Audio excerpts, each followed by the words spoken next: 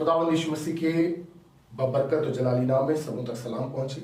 और मेरे अजीजों, खुदावंद के कलाम की बरकत को हम हासिल करेंगे। आइए रूह कुदूस की सामर्थ को मांगे, दुआ करें। प्यारे पवित्र आत्मा, तू हमारा सहायक हो, ताकि आज जो कुछ भी हम सीखते हैं हमारी विश्वासी जिंदगी को बेहतर बनाए और हमारी जिंदगियों से यीशु का नाम जलाल पाए। प्रार्थना यीशु के नाम से मांगते, आमीन। मेरे अजीजों, खुदावंद का पाक कलाम हमें इस बात को बताता है, जब हम प्रकाशित वाक्य और उसका पहला अध्याय उसकी 5वीं आयत को पढ़ते हैं तो वहां पर लिखा है, और यीशु मसीह की ओर से जो विश्वास योग्य साक्षी और मरे हुओं में से जी उठने वालों में पहलौठा और पृथ्वी के राजाओं का हाकिम, तुम्हें अनुग्रह और शांति मिलती रहे। विश्वास से योग्य साक्षी। मेरे अजीजों, बाइबल इस बात की गवाह है कि परमेश्वर हमारे लिए विश्वास योग्य है, लेकिन हमारी विश्वास योग्यता परमेश्वर के लिए कितनी है।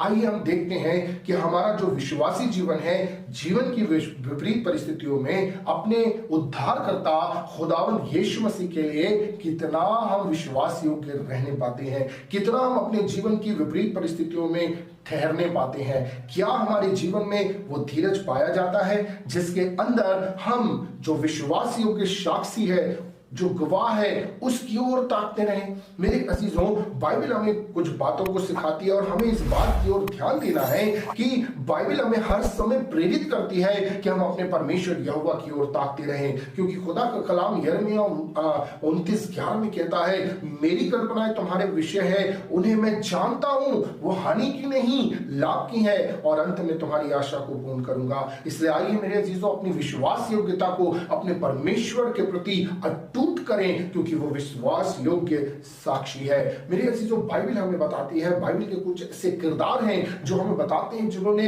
परमेश्वर के प्रति अपनी विश्वास योग्यता को रखा और परमेश्वर उनके लिए विश्वास योग्य ठहरा। जब हम यूसुफ के विषय में देखते हैं, भले ही उसके भाइयों ने उसके साथ दगा किया और एक बड़े दुख का उसके जीवन में कारण आया कि उसे उन्होंने मारा और उसके बाद उसे गुलामी में जाना पड़ा, कैद में जाना पड़ा, झूठा आरोप लगा, लेकिन वो अपने परमेश्वर के प्रति विश्वास योग्य रहा। उन विपरीत परिस्थितियों में भी यूसुफ ने अपने परमेश्वर की ओर ताकना नहीं छोड़ा और वो विश्वास योग्य रहा। और इस बात को उसने जाना कि भले ही जीवन की विपरीत परिस्थितियां हैं, भले ही मेरे जीवन में अभी बहुत से गुलामी है, कैद है, झूठे आरोप है, लेकिन मेरा परमेश्वर न्यायी है जो मुझसे प्यार करता है और वो कार्य कर रहा है और वो विश्वास योग्य है और वो अपनी महिमा को प्रकट करेगा।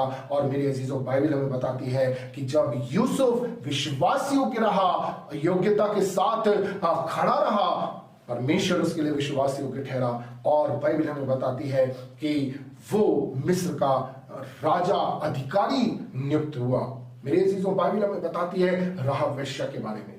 जब हम बाइबल को पढ़ते हैं तो वहां पर लिखा है कि उसने इजराइल के परमेश्वर के प्रति अपनी विश्वास योग्यता को प्रकट किया और उसने इस बात को भेदियों के आगे कहा कि जिस दिन हमने सुना है कि तुम्हारे परमेश्वर ने समुद्र को 2 भाग किया, उसी दिन हमने विश्वास कर लिया कि ये देश तुम्हारा परमेश्वर यहोवा तुम्हें देगा। इसलिए जब ये देश तुम्हारा परमेश्वर यहोवा तुम्हें देता है तो मेरी सुधि लेना। और बाइबल हमें बताती है कि जब परमेश्वर ने अपनी महिमा प्रकट की, राहाब और वेश्या उसका घराना उस जगह पर बच गए। मेरे अजीजों, बाइबल हमें रूत के विषय में बताती है, जब उसके पास कुछ नहीं था, जीवन की कोई भी आशा नहीं थी, उसके पास एक चुनाव था कि वो चाहती तो जब उसकी सास ने कहा वो अपने जीवन का चुनाव कर सकती थी, उसके पास एक अच्छी जिंदगी पड़ी हुई थी, वो अपनी सोच का सहारा नहीं लिया। लेकिन बाइबल हमें इस बात की ओर प्रेरित करती है और बताती है कि रूत ने कहा, जो तेरे लोग वो मेरे लोग, जो तेरा परमेश्वर वो मेरा परमेश्वर। और जब उसने भविष्य की अनिश्चितता पर, अभी वो नहीं जान रही है, अपनी उस विश्वास योग्यता को प्रकट किया,